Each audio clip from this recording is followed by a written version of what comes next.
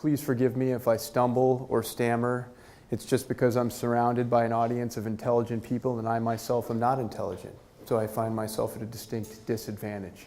I'm going to try to take you through some work that I've done in digital advertising and show the effect of digital advertising on the industry, particularly as things have evolved and more functionality has become available and different things are possible through technology, and there's more people walking around with smartphones in their pocket, and you can use all of those things to make incredible assets and help a brand. So I was going to try to advance the slides with, there's a new phone app, not that new, that allows you to advance the slides, and I can't figure out how to use it, and I'm supposed to be here like teaching you about digital, so that should just let you know what you're dealing with right away.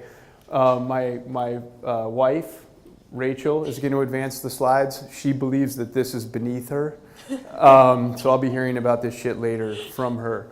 So hello, my name is Dave Schiff, and the next slide, I've spent my entire career in advertising. I worked at Crispin Porter and Bogusky for about 10 years. I was an executive creative director there. I got to work on most of the big brands that ever came through that shop. And then 3 years ago, myself and two of the top people there, we held hands and we jumped off the world's steepest financial cliff and started our own agency out of a coffee shop in Boulder, Colorado, with no clients, no funding, no clue how to run a business. And it was interesting because the first client call we got, we would sit inside the coffee shop. I don't mean this was our office. We just went into a coffee shop and worked out of that. That was the office. And the first call we got, they said, hey, let's come down to your office and we'll meet you. And we said, man, let's just do a coffee shop. It'll be more chill, because there was no office. So from that time, that was 3 years ago. I didn't sleep for like 2 years. Now we have 35 people and some national business, and you'll see that's not what this presentation is about, but over the past 13 years, the way that we've applied digital technology to advertising has changed, and the role of digital advertising has changed, and you'll see how we were just sort of finding our way early on. What are we going to do with this? And then you'll see how the things you can do with it evolved greatly over time. So the first thing that happened, I just want to talk about some of the big changes that have happened to advertising really before digital emerged. And one was the fragmentation of media.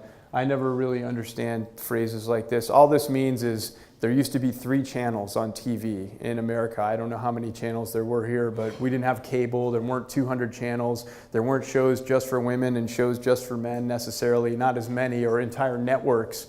So you could make one TV commercial and you could reach everybody. That time is over. Now you have such fragmentation that you have a difficult time. If you make a television commercial, it's still very expensive, and then you're only reaching a very small audience most of the time, unless you're buying across shows and all this other stuff. So it became very hard to spend money and reach everyone in one shot. So that was a big change to advertising. Another one is what I like to call conversation instead of announcement. It used to be that a brand would treat you as though they were announcing something to you, and a lot of the time that happened through a commercial. So they would just give you a message, but they would never expect anything back. They wouldn't listen to you. They wouldn't see how it was accepted in pop culture and then react to that. We started to see, even before the emergence of digital technology, this back and forth between the consumer and the company, and it started to feel more like a peer-to-peer relationship instead of I'm on high giving you the message from Coke or Microsoft or whoever else. So that was a big change in advertising, and that's still something that's happening now, is you're talking back and forth through the ads less than you are messaging simply to people. And then the final thing, and this I think is a fantastic ad, is the 2 bites are better than one. I think that's from like 1978. Who knows what that is? But the emergence of digital and social. And so, this was partially a solution to those other things. You had this fragmentation of the media landscape. Now you have this incredible new tool where you can target people specifically and you can reach a wide audience without spending a lot of money. So what I want to do to show you how digital has evolved over my time in the industry is start actually with something that's not digital at all, with a TV commercial. Because I believe that the following commercials that we're going to show you really pushed the envelope in television. We were doing as much as you could do in TV and pushing as far as you can do and being as non-traditional as you can be in television. Is that lighter? Can that get lighter? See, you already fucked up. The lawyers campaign we did for Coke Zero, I don't know if you guys remember, but Coke Zero didn't exist until 2004, and I got to launch it at the agency I was at. And it was a very simple strategy. It's supposed to taste more like Coca-Cola. That's it. That's all they wanted to say. And if you've had Diet Coke, Coke Zero is much sweeter, and it does taste a lot more like Coca-Cola. So if you think about the kind of advertising you see from the Coca-Cola company, it's usually happy and it's animated and it's creatures and a wonderland and fantasy and kids having a good time. It feels very much like advertising feels. It's not very honest. If you think about what the Coca-Cola company really is it's a giant profit-driven corporation that's trying to make the most money possible at all times. That's not what you're seeing in the advertising, right? So what we said was we tried to make something very disruptive. We said, okay, we can make a commercial like that about how cool it is when things are the same and it's wonderful. Or we said, what would really happen? What would really happen if Coke Zero tasted almost exactly like Coke? Well, first of all, it would start stealing sales of Coke. It would cannibalize the sales, and Coke wouldn't sell as well because more of their customers would be buying Coke Zero. And probably within the Coca-Cola company, the Coke people would get pissed off at the Coke Zero people. They would be mad at them, and there would be infighting. And so we made this commercial about that. We made a series of them, and it was very difficult to sell this commercial to the Coca-Cola company because they want to do everything about happiness. But we said, if you really want to make people think these are the same, do this campaign. So we hired 2 actors. And because there's 4,000 people in Atlanta, Georgia that work at Coke, not everyone knows everyone. So we got them fake badges and credentials and even telephone extensions and business cards. And if you called them, that's who you got.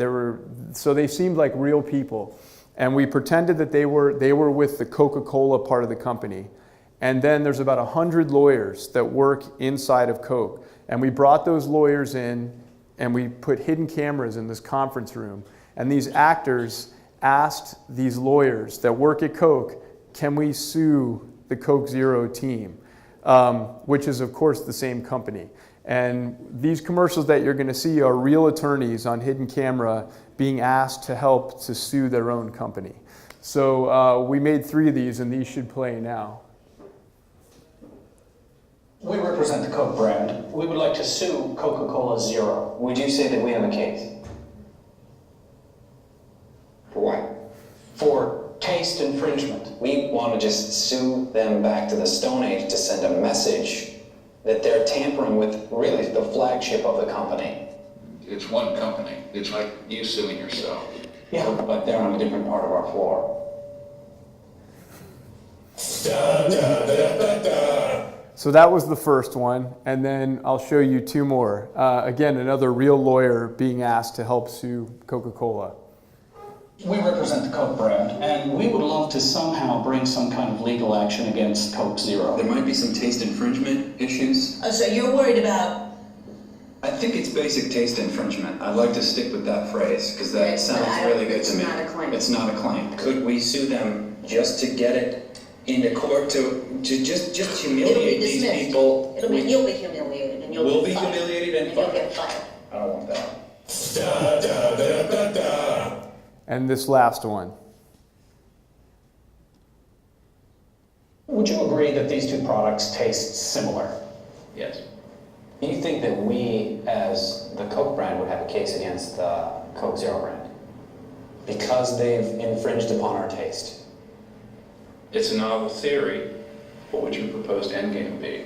What would your... That they were crushed and Ron, their director, was in the fetal position crying under the copier.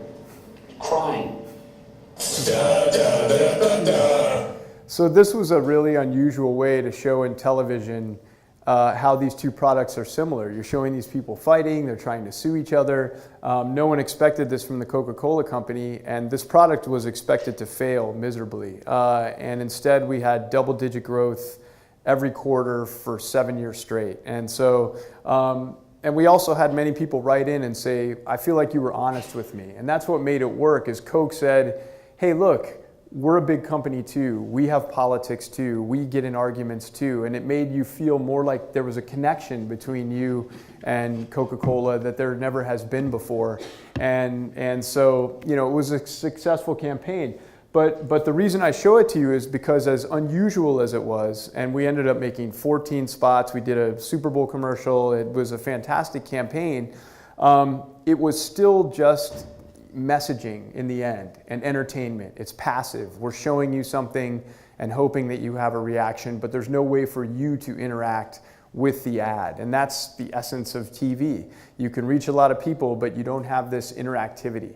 And so when we first started working on digital things, we said, hey, let's look at this ability for you to interact with the content and do amazing things. And just that by itself seemed like an amazing deal, a big deal. So I'm going to show you a few of the things we made very early on, and we thought they were very sophisticated. And you'll see the first one is, it's called Facial Profiler. And what we did was, in the same way that we had an unusual way to talk about similarity with the lawyers commercial, where they fight over the similarity, in this one, have you ever seen a person that looks sort of like someone you know, almost exactly like someone you know? It's a weird thing, right? And so we said, what if there must be another you walking around out there, like another person that looks like you? What if you could find that person? Wouldn't that be weird? And so we created the first Facebook app, really the first app that used facial recognition technology.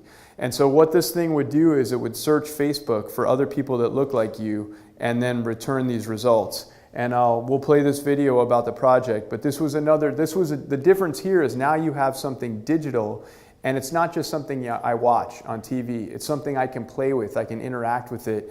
And again, this is early on. We made this in the early 2000s, but this was called Facial Profiler.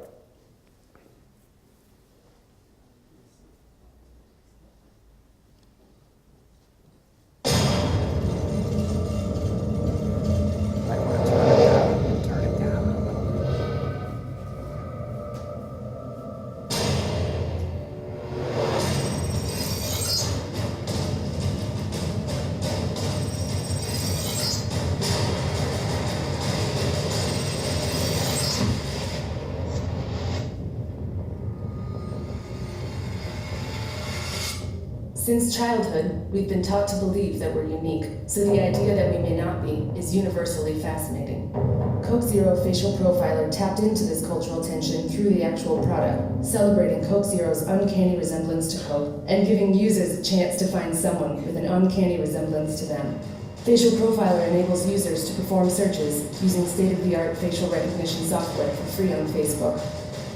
More than a search tool, Facial Profiler is the world's first social community exclusively based on appearance, giving new meaning to the face in Facebook by adding an exclusive layer of connectivity to the world's largest online networking site.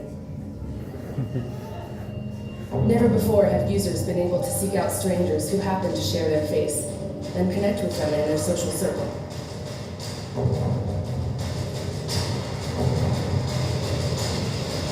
Facial Profiler grows smarter through a combination of machine scoring and user ratings. And as the face database grows, so does match accuracy.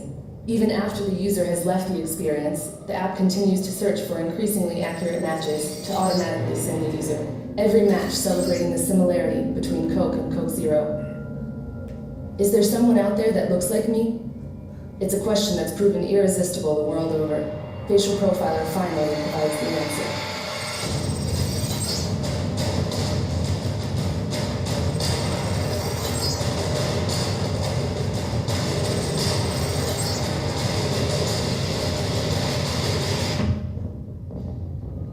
So that thing was really weird, you know, and a lot of people used it, and it was interesting because it comes at that idea of similarity from almost like a scary, like a creepy, but there's a curiosity. You can't help but look.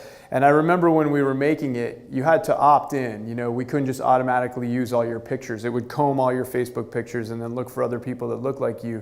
But in the beginning, the matches were terrible. And then as soon as we got to 30,000 people, they started getting scary, how close they looked. And then I realized there's only about 30,000 different kinds of people in the world, and we're all just like a factory part number. And so I got very depressed. But this campaign did very well.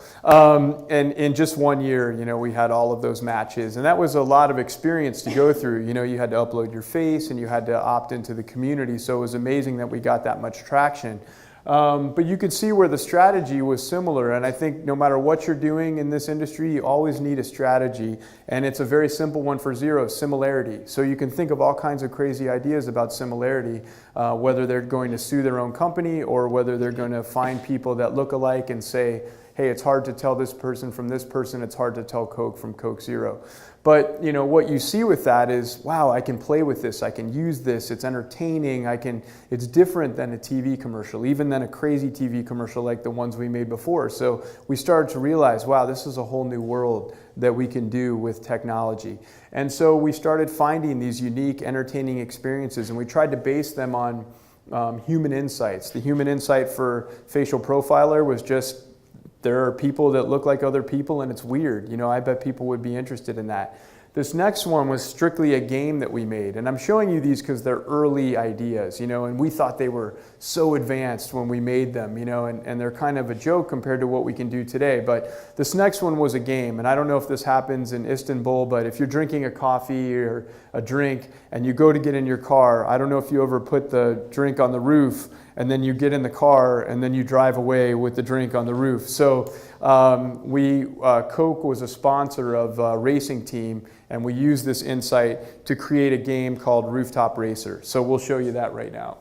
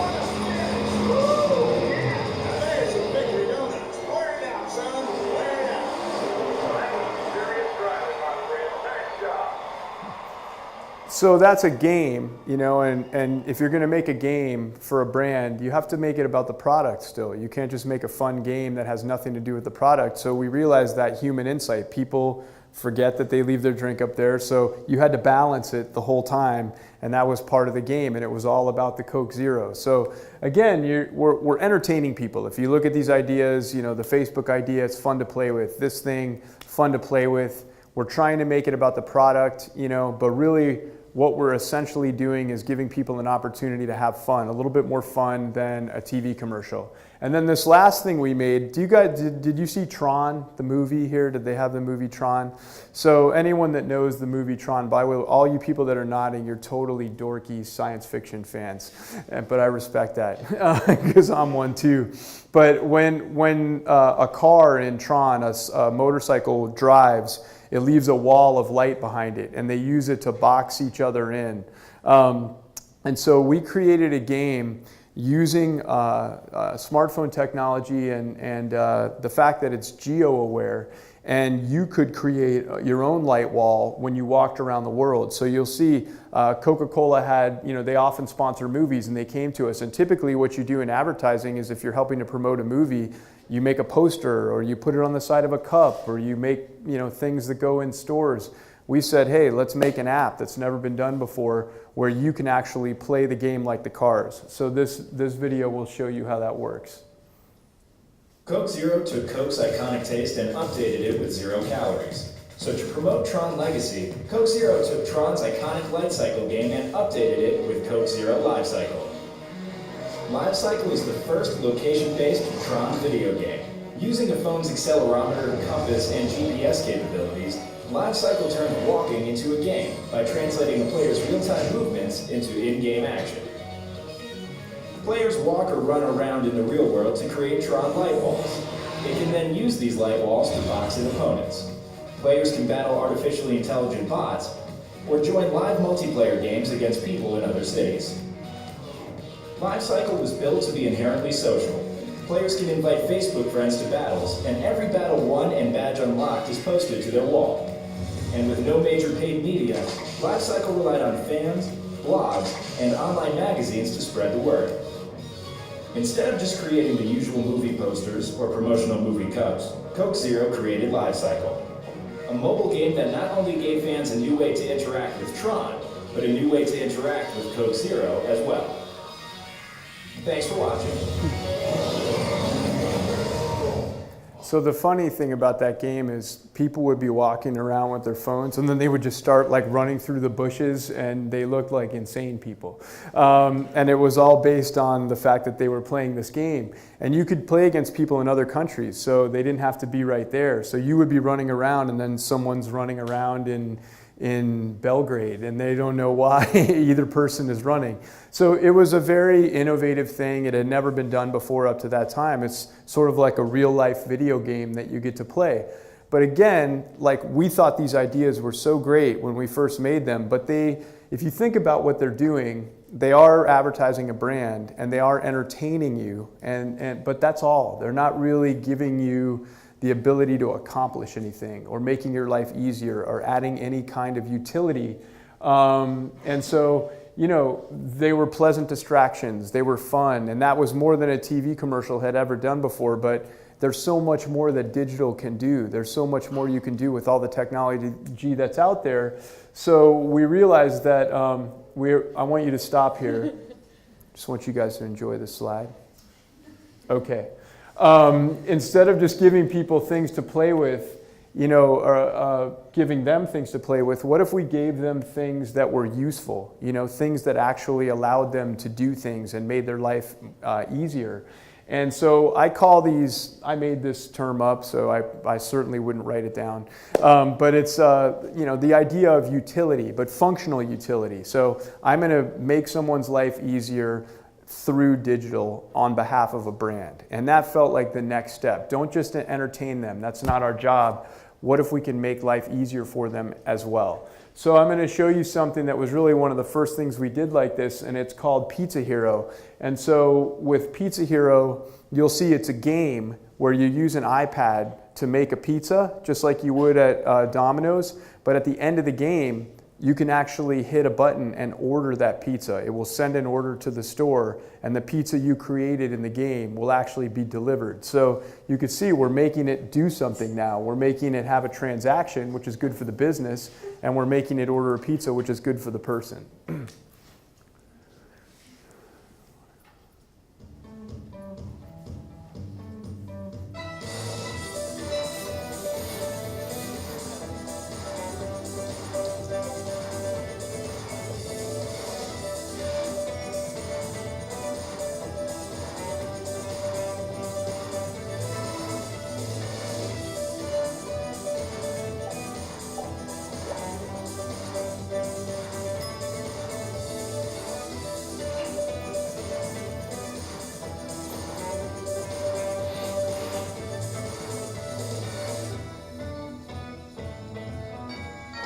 Domino's pizza. So as you can imagine, there was like a bunch of 15-year-old kids that had like the high score on all this. They were like amazing because they would play it for like 14 hours at a time. And Domino's actually sent them all offers, job offers, like, you're so good at making pizzas, do you want to come and work in the restaurant? And of course, most of them were like, fuck that, I don't want to work in a Domino's. So it didn't work so great as a recruitment technique. But it was an excellent way to add functionality to. Now we started to think, hey, this is a whole nother thing. This, what started out as pure advertising is now, hey, helping people get through experiences and helping them with life. That becomes what advertising is. And so the next thing we made was Pizza Tracker, and this was a really simple thing. We visited Domino's and we realized that they had all of this data. And data, man, you can think of so many cool things to do if you go to a company and you figure out all the information they have. So they had a system and they knew when the pizza was being made that you ordered, when the pizza was going in the oven, when the pizza was going into the delivery car, and then how far it was away from your house. So we actually, on their website, just created this simple tool using data they already had, but we made it consumer facing. And so now if you went online and you did an order, you could see order placed, order being prepared, order baked in the oven, now it's going in the box, now it's being delivered. And you could watch that progress bar, which was this really cool level of transparency. And then also at the end, you could rate your Domino's experience. So if the Domino's pizza you got wasn't any good, you could tell them, hey, it was cold or it showed up and I didn't like it. So now you have this great functionality where you're informing people of where they are in this process and they're waiting, and at the same time you're creating this back and forth where you have a rating system, and it helped Domino's optimize what was happening in the stores. So again, this is becoming much more than advertising, and that was exciting. And then the last thing I'll show you is something very interesting that we did a few years ago. Do you guys have Best Buy here? Do you know what Best Buy is? It's a electronics store. They sell TVs and all that stuff, right? So they have the guys in the blue shirts that walk all around the store, and they're supposed to be experts, and they're supposed to help you. So we wanted to create something that would highlight the expertise of the people that work there. So we made this thing called 12 Force, which is what it was is any employee, hundreds, thousands of Best Buy employees signed up to be a part of 12 Force. Then as a user, if you just tweeted at these guys and said, hey, what's the best DVD player for under $400? That message would go to almost every Best Buy employee, even the ones that weren't working. They could be off, their day off. And then if they decided they wanted to answer, they would say, oh, you got to get this one, this is the best one. And so you had all of this information from all of these Best Buy employees that you could access at any time just by tweeting at them. And nothing like that had ever been done before. So we created this. I think this is one of the more boring videos, so please forgive me. But it's a smart product. Best Buy has always been the undisputed tech expert, but their key asset, the knowledge of the Blue Shirts and Geek Squad agents, was confined to their stores. So if people never came in, how would they ever know what they were missing? So Best Buy decided to launch a tool that could extend the knowledge of their geeks and Blue Shirts beyond their walls and out into the digital space. Meet the 12 Force, a modern, digitized volunteer army of Best Buy employees available 24 hours a day, 7 days a week on Twitter. And not to push products or increase sales, but to provide 12, a fancy new term for expert technical help in tweet form. If you have a question, simply tweet at 12Force and get an answer fast. In fact, for every question tweeted, over 2,000 Blue Shirts are racing to give the fastest and bestest answer. And you got answers from real Best Buy employees, not from some call center an ocean away. And no questions are out of bounds. No questions are too ridiculous. No questions are ignored. Plus, the collective power of 12 Force is always watching for tech issue tweets and can quickly lend a hand, even without anyone asking. Since the launch, 12 Force has answered thousands and thousands of tweets, landed Best Buy in the top 25 social brands in 2009, and helped drive overall customer complaints down by nearly 20% in the first year alone. But most importantly, 12 Force paved the way for a whole new approach to customer service. Thanks for watching. So it wasn't as boring as I remember, because I don't know if you saw the one question in there, but it was like, what kind of batteries are best for a vibrator? I thought that was an interesting question, and I believe the answer was an alkaline battery. Anyway, that was another way of making people's lives easier. So again, now we're playing with these ideas that help people get things done. It's doing things. It's not just saying things. And so the last thing we'll show you in this, do you guys have Fridays here, TGI Fridays? Okay, so they had this, it's a restaurant, and they had this promotion called Endless Appetizers. So if you ordered like mozzarella sticks or wings or one of their appetizers, you could just eat them for $10 until you can't eat anymore. And so they created this. And then they were trying to kind of figure out a way to get out of it, you know, and so because they were losing a lot of money. So if you go to the next, I'll show you some ads we made. And we did something similar with transparency that we did with Coke Zero. So here we are, we're making these Facebook posts talking about, that's a cheese stick in the shape of infinity, talking about, hey, it's awesome, you can eat as many appetizers as you want. And then this next one sort of did the same thing. It's like a nebula, you know, eternity, but it has a potato skin. I don't even know if you guys have those, but they're not that good. But it has a potato skin here. And then the same time that's happening, so they're telling the world in their advertising, it's great, come here, eat as much as you can, it's infinite apps. What we're doing we opened up Twitter accounts for all of their executives, their head attorney, the CEO, the chief marketing officer, and the attorney, you know, this is fake, we made this, but it looks real. And she's saying on Twitter to the CMO, look, we got a problem. We can't end this promotion because it says endless, but then it says offer ends right here. So we may have a little bit of a legal problem. And then he says, well, come on. I mean, it's just advertising. Am I supposed to sue Red Bull because I don't have any wings? Like, come on. It's. So they go back and forth, and she says, actually, deceptive advertising is illegal. She sends him this book. So they're having this whole argument on Twitter the whole time. They're saying, Endless Apps is great. Endless Apps is great.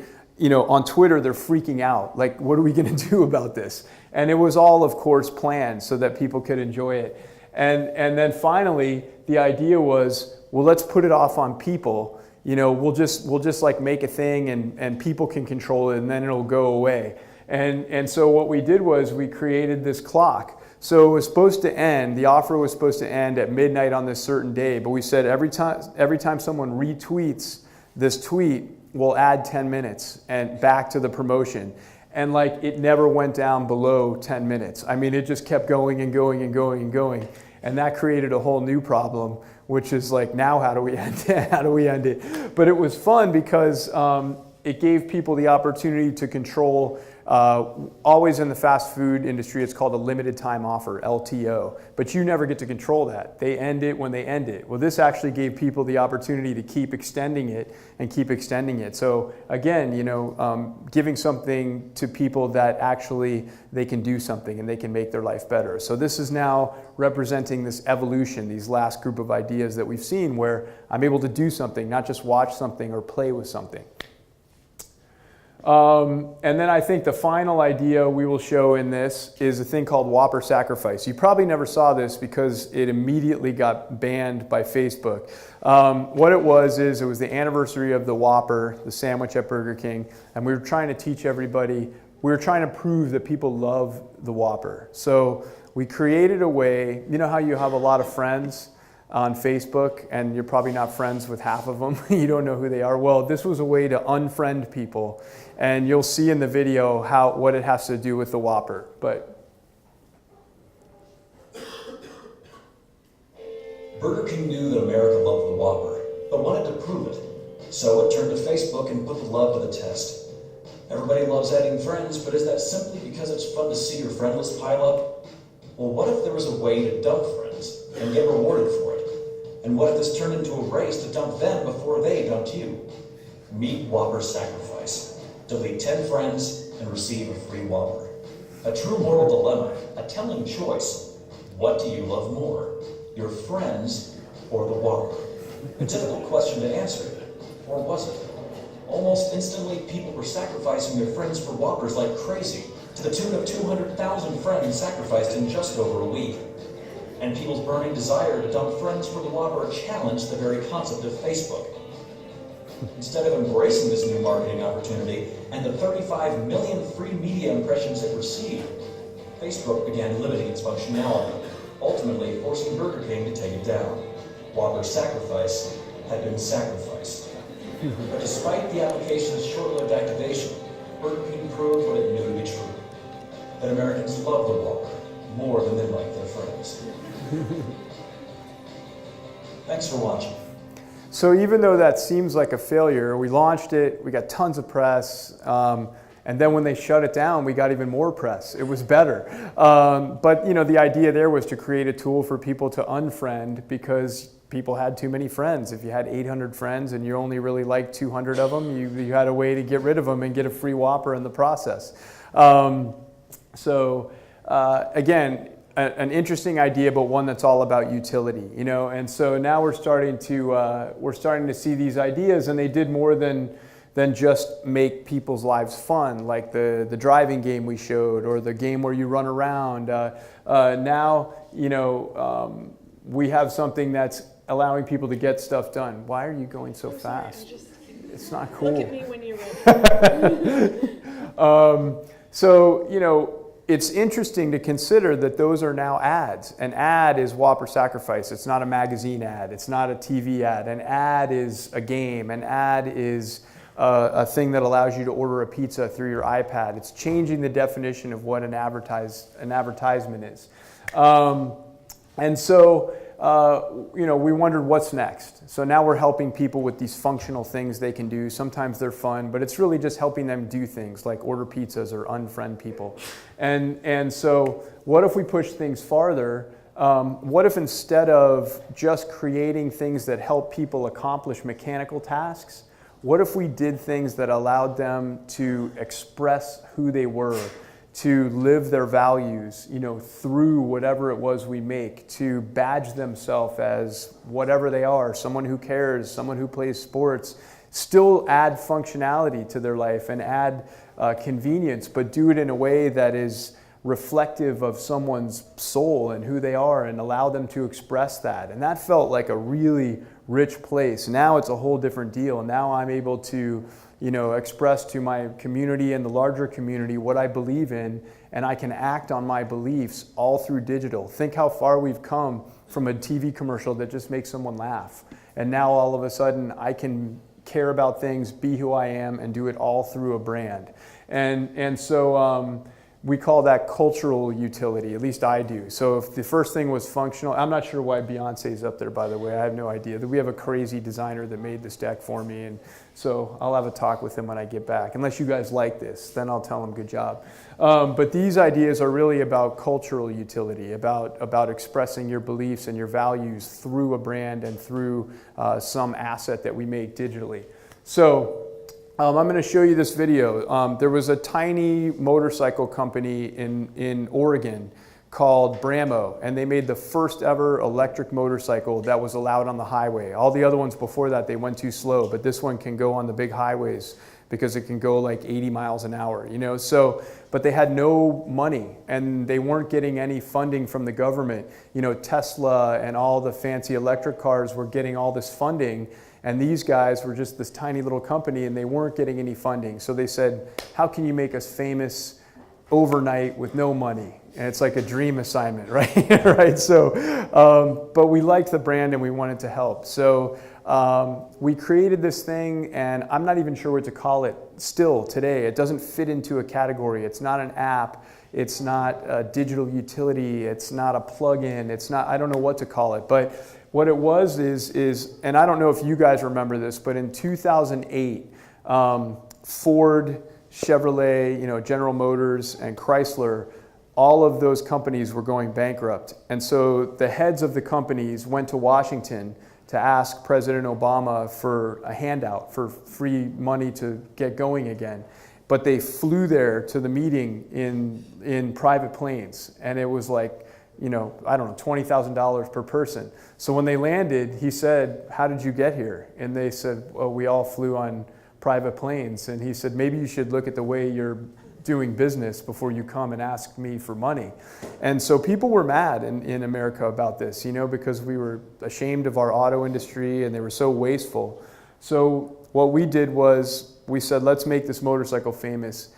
What it does is it plugs into an electrical outlet. That's how it works. And you can make it about 100 miles. So we said, let's do their same journey from Detroit to Washington. And we're going to go from plug to plug. We're going to sleep on people's couches. We're going to do whatever we got to do. And then when we get to Washington, we're going to try to give these motorcycles to the president instead of asking for something. And it costs about $4 in electricity to get these to. So we filmed it. Apologies, I'm the quote unquote talent in it because we couldn't afford to hire an actor. And the other guy is an engineer at the company. But we made this whole effort, this live advertising, digitally enabled website that people could participate in. Again, I have a hard time describing it, but I think it'll make sense after you watch the video. I'm talking to Brian Wisman and David Schiff. They're right now traveling on a Brembo electric motorcycle from Detroit to Washington, D.C. Their mission is to shock Barack Obama. Now, I don't know what exactly that means, so why don't you tell people? Well, we wanted to retrace the journey taken by the big three automotive CEOs in 2008 when they flew from Detroit, Michigan to Washington, D.C. to ask the government for billions of dollars in bailout funds. Only we are going to get there on electric motorcycles at a cost of about $4 per guy. And when we arrive, instead of asking for a handout, we just want to give something to the president. Brembo is a small company with a big idea, the Inertia, the world's first highway-legal 100% electric production motorcycle, made right here in America. Our trip will be an organic, real-time, interactive experiment at 70 miles per hour through the blue highways of small-town America, designed to accomplish 3 goals. Make Brembo famous without any advertising or media budget. Position Brembo as a leader in the fight for additional governmental funding of electric vehicles and empower everyday Americans to effect political change to the Brembo brand. The hub of the project was ShockingBarack.com. It became home to an on-the-go form of crowdsourcing. It served as a makeshift social community, and it was a recruitment tool for outlets, couches, and political context. As the ride unfolded, it became evident that it was more than a road trip. It was a new form of live advertising, one that enabled content to be created, produced, edited, and published in real time, so the world could not only watch, it could participate. People began to feel less like they were following the trip, more like they were along for the ride. And as the miles went by, the project was fueled as much by altruism as by electricity. I got power for you there. Hey, talking to Harry. Noticing a pretty amazing rig here. What do you guys need electricity? We do. Can we do it? Sure. Before long, the process was feeding itself, as a passive audience transformed into an active community, one that influenced, encouraged, and guided our actions. Strangers from other states, and even other countries, helped us locate outlets, food, and shelter along the way.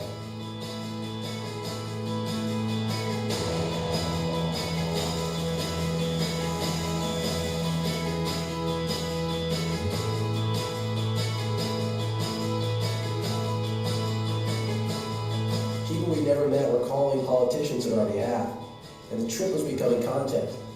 Social media delivered this story to traditional media in towns along the route, and soon the national media was listening. People have lost faith in America's ability to innovate and America's ability to be scrappy and do a lot with little. And we believe that we're providing two-wheeled evidence to the contrary. If you could go ask him for billions of dollars, wouldn't it be weird if you couldn't just go give him something? By the time we reached DC, the bikes had become a rolling petition from the people to the president. Well, we've reached Washington, but the real journey, the hard part, starts now. Thank you for contacting the office of Senator John Kerry. Every call we made, every door we knocked on, every hand we shook brought us one step closer to realizing the goal. We're at the White House. Kind of has a little bit of a gated community vibe. You got this guy's number? You know, with their office of climate and change to give a call right now. Calls were returned, doors began to open, and policymakers began to listen. Distinguished senators and congressmen, you guys have juice, and it's the kind of juice that we can't get from an electrical outlet. I'm hoping that somewhere, someone is trying this hard to give me something. And then it happened. The public support, media buzz, and mounting social pressure caught the attention of the man who oversees the nation's energy policy. Greg just came out of the meeting with Secretary Chu. Obama asked for 1 million vehicles by 2015. And, we're kind of signing up for 150,000 of those. Hopefully this will further pave the way for when these bikes actually go to Obama, although the bigger mission is definitely being accomplished.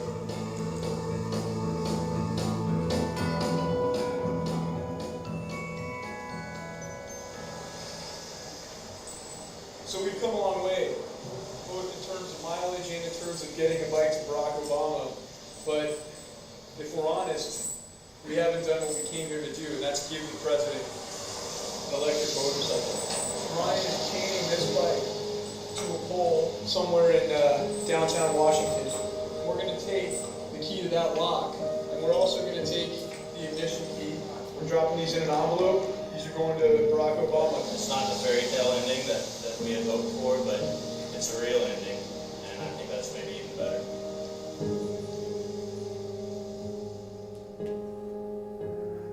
So I think that those motorcycles would have been taken apart and stolen in about 20 minutes because Washington, D.C. is a pretty rough town. But what happened was right after we locked him up, Stephen Chu, the Secretary of Energy, they have a museum in the bottom of the Department of Energy, and so they asked us if they could display the bikes. But what it did for people was it was a way to express your values. If you believe in sustainability, if you believe in alternative fuel vehicles, if you believe in a lot of the things that they represented, you could get on this website and you could we had a tool where you could contact your senator or and say that you wanted this. You could sign physically using the trackpad, and then we would take that signature and sign it right on the motorcycles, so you could do that. You could tell us where to go. We had a guy from, God, I can't remember where he was from. We were in the middle of Ohio and our hands were cold, and a guy was following the trip, and I think he was in France somewhere, and he said, oh, I just called the store at the next street up, and they have hand warmers you can put in your gloves. You should pull off there. It was crazy, and so really brought everyone together, and it allowed you to sort of badge yourself and express yourself. And it was, in a way, it was sort of a form of sped up democracy, because we never would have gotten a meeting with the Secretary of Energy, but because everyone piled on and it got all of this press, they had to meet with this guy. And in the end, they got funding. Bramo got like a $50 million tranche of funding, and now the company is doing really well. But we didn't even know what to call that thing. Is it a website? Is it a political movement? It was all these different things, using all these different tools. So that started to feel very different than an ad. And at the end of the day, even though it was well-meaning, that's an ad for Bramo motorcycles, and so it's amazing what an ad can do. We created something called beer mode. You guys all have airplane mode on your phone. So we were approached by a company called New Belgium Brewery. And they said, hey, will you build us an app that shows everyone all the beers we make, and you can learn all about them. And we said, well, who the fuck is going to download that? Why do I want to go through your beers? You got to give people a reason to have that app, right? So we came up with this idea of beer mode, and it's a lot like airplane mode, which is when you put your phone in beer mode, you're out. It's turned off. No one can find you. But the entire time it's in beer mode, it's updating your social networks like crazy, like you're all over it. You care, you're busy, you're doing all these things, and it's creating all these posts. And so really, the original, if you go back, this was the thing they wanted us to build, and we built it. So we showed all their beers and all the alcohol content and did a cool design. But then when you go into beer mode, so now you're in beer mode on this screen. Now you're asked to select a personality, and it could be cerebral, so it would post all these crazy smart articles about different things, or you could be industrious, So it would be, oh, I'm so busy, I got so many reports to do, I'm working my ass off. Or it could be concerned, and you're concerned about the environment and animals and whatever. So this person has checked concerned, and then you set how much time you want it to go for. And then what it does is it generates these posts. So if you go to this was a real post that was generated by Beer Mode. So this guy, Dan Nelson, it says, for once, I have some positive polar bear news to share. Levels of toxic contaminants in cubs on Svalbard Island are down by almost 59%. And he doesn't know, he's not following this issue, he knows nothing about it. But then all these people are like, wow, I didn't know you were following this issue, great news. And then Dan replied, one step at a time. And then here, wow, very cool, Dan, word up. For once, pretty sure this is the first piece of polar bear news you've ever shared. My point exactly. And all those are pre-written, so it seems like he's there, engaging. And these just generated these huge strings of content on Facebook that were hilarious. And so, it was fun, but it also kind of said something about who you were. You could position yourself as smart or as caring, and really it just said you were funny. And it gave you the chance to drink the beer. The way that it related back to the product was, what good is even the best beer if you don't have time to drink it? You're always getting, all these updates on your phone. Just shut your phone off and enjoy your beer. So that was an interesting thing that we just did, and they've just recently started promoting that app on the packaging. And I love when that happens, when you look at a piece of digital marketing and it works so well that they actually put it on the package and start promoting it. And so there's just two more things I'll show you. This was something we did called Epic Mix, which is now you're getting into really sophisticated technology. And again, what Epic Mix did was allow me to live my life as a skier and badge myself as a skier. I don't know if you've heard of Vail Mountain. Vail Mountain's a big mountain in Colorado where people ski. Have you heard of Nike Plus, the running app? So Nike Plus, it tracks your running and it shows everyone what you're doing, and you can share that with the world. So really what this is Nike Plus for the mountain. We created this app when I was still at Crispin Porter, the first agency, and there's a little RFID ticket. When you buy your lift ticket, so you don't even have to have a device. You get on the mountain, you have your ticket, and it's scanning the whole time how many vertical feet you're skiing, all the runs you're taking, where you are. And so you'll see the way it works in this video.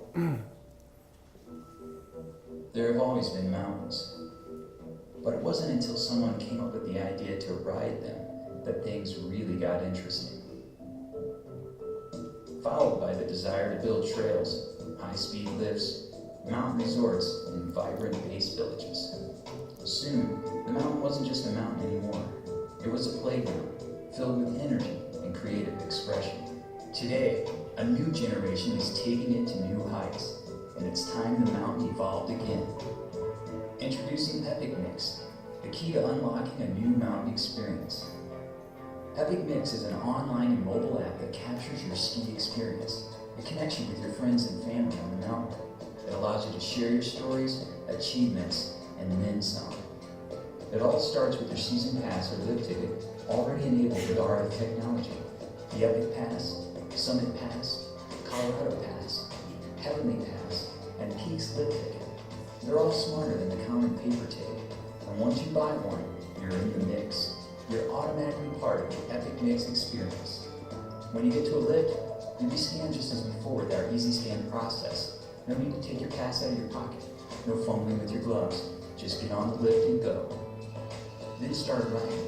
Make some powder turns. Hit the summit. And find a new favorite run. That's all you need to do.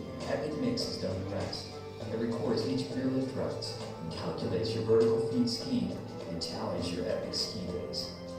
And to see it all, you just need to access your account from your computer or mobile phone, and your stats, maps, and achievements that tell the story of your epic day or epic season will be waiting for you, even for those under the age of 13, at the Epic Mix Kids site with its own privacy settings and features. But Epic Mix is more than just tracking vertical feet and accounting your ski days. It captures your experience by rewarding your special achievements and epic moments with Epic Mix pins. We've created pins for hundreds of milestones, special adventures, and unique accomplishments for each day, for each season, and for each resort.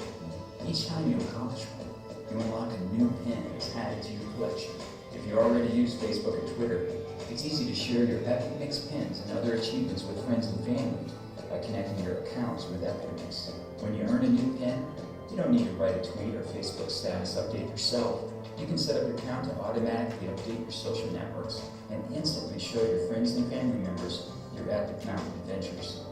We designed Epic Mix Mobile to go where you go. Just download the free Android or iPhone app, or connect to the mobile website and have access to all your mix information anytime. But it's not just about bragging or broadcasting. Epic Mix Mobile shows you which of your friends are on the mountain and where. It gives you tools to message your friends and easily set up places to meet. And provides weather forecasts, traffic conditions, mountain updates, snow reports, and more. Skiing and riding have always been social experiences. Sharing stories with friends and family at the end of a great day has been part of the mountains since the very beginning. Now, Epic Mix brings that same tradition into the 21st century. With Epic Mix, the mountain has evolved once again. This season, you'll experience the mountain like never before. So you could see where, that puts a digital layer on top of skiing. It starts to blend the physical and the digital, and I think that's really where things are going. And you wonder, okay, what's next? And I think what you're going to see is it's not going to be digital and physical. It's just going to be how life is. And the one thing I'll say about the Epic Mix, and it's funny, just in the time since we made that, so that was for Vail. So a competing ski mountain came to us after we launched our new agency and said, okay, how can we kick the shit out of this app? Make us an app that's better than this app. And this is really where I think the advancement is going now. Is what we did was we looked at this app and said, well, what does this do? Well, it tracks all the places you ski, and then it tells the world with all these badges what you did, and that's okay. It's projecting. It's saying, I'm a skier, and you look cool to your friends. But it's not really improving your ski experience on the mountain when you're there. It's all the information you get after you're done skiing. So we said, what if there was a way in real time to improve someone's ski experience, to tell them where to go, where the best snow was, where the best kind of thing for the way they ski is? How would you do that? Because you're not going to be standing with a phone. So we created something just recently called, what is the name of it? Sherpa. Yeah, you would think I know. So it's Sherpa is the name of the app, and Sherpa is like a mountain guide, and so that's why we named it that. But the way it works is you launch the app, and we'll show you a short video. You launch the app, and you put it away in your pocket because you have gloves on and you don't want to be doing everything while you're skiing. But instead of just tracking all the stuff you're doing and telling people at the end of the day, here's what I did, we've blanketed the mountain with invisible digital markers. So it's geo-targeted technology. So all over the mountain, we took all of their experts and we said, let's put information everywhere. And when you're skiing along and you have the app in your pocket, you have headphones in. And when you go through a marker, it gives you a piece of information. So it could say, go left to get here, go right to get here, go this way for this kind of snow, go this way for that kind of snow. You just want a free set of skis. We can do anything we want with that information.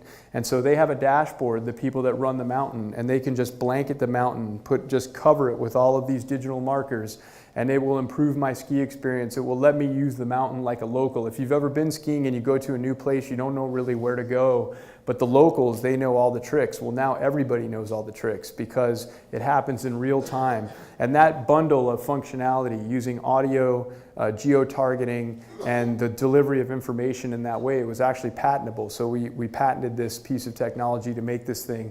And we'll show you, a quick video on how this works. Wait, stop there, go back. Okay.